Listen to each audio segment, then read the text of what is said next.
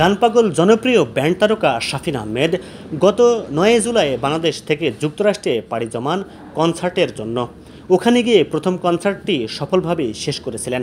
দ্বিতীয় কনসার্টের জন্য প্রস্তুতি প্রায় শেষের দিকে ছিল, কিন্তু তার অজান্তেই ঘটে গেল অপ্রত্যাশিত এই মৃত্যু। সংবাদ মাধ্যমের খবরে জানা গেছে, গত 20 জুলাই আমেরিকার ভার্জিনিয়াতে তার দ্বিতীয় স্টেজ শোতে অংশ নেওয়ার কথা ছিল, কিন্তু হঠাৎ করেই অনুষ্ঠানের আগে হোটেলে অচেতন হয়ে পড়েন। সেখানেই হার্ট অ্যাটাক হয়েছিল তার।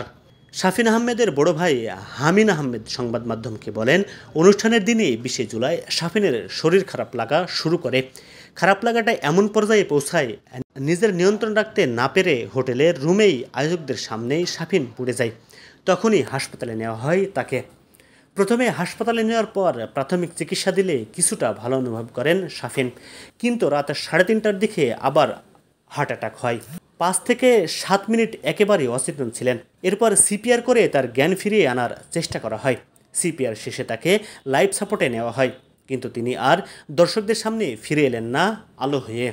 জানা গেছে, টানা 15 বছর ধরে হার্টের সমস্যা ভুগছিলেন ব্যান্ড তারকা শাফিন আহমেদ।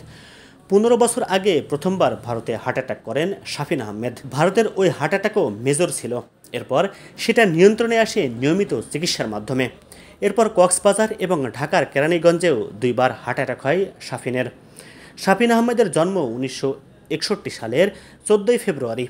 তিনি মাইলসের বেস গিটারিস্ট এবং প্রধান গায়ক। তিনি মাইলস ব্যান্ডের বাইরেও সোলো ক্যারিয়ারে সুনাম অর্জন করেছেন।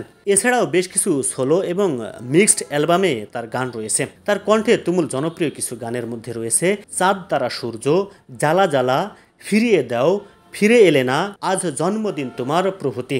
শাফিন আহমেদের মা সঙ্গীত শিল্পী ফিরোজা বেগম এবং বাবা সুরকার কমল দাস গুপ্ত। এই পরিবারে জন্ম নেওয়ার কারণে ছোটবেলা থেকে শাফিন আহমেদ গানের ভেতরেই বড় হন। বাবার কাছে মাঝে মাঝে উচ্চাঙ্গ সঙ্গীত শিখেছেন, আর মার কাছে শিখেছেন নজরুল গীতি। সঙ্গীতের পাশাপাশি শেষ দিকে এসে সক্রিয় রাজনীতিতে যুক্ত হন এ গায়ক। 2017 সালে তিনি জাতীয়বাদী গণতান্ত্রিক আন্দোলন NDM যোগ দেন। এরপর 2018 সালে জাতীয় পার্টিতে যুক্ত হন। দুদলেই গুরুত্বপূর্ণ পদে ছিলেন শাফিন আহমেদ।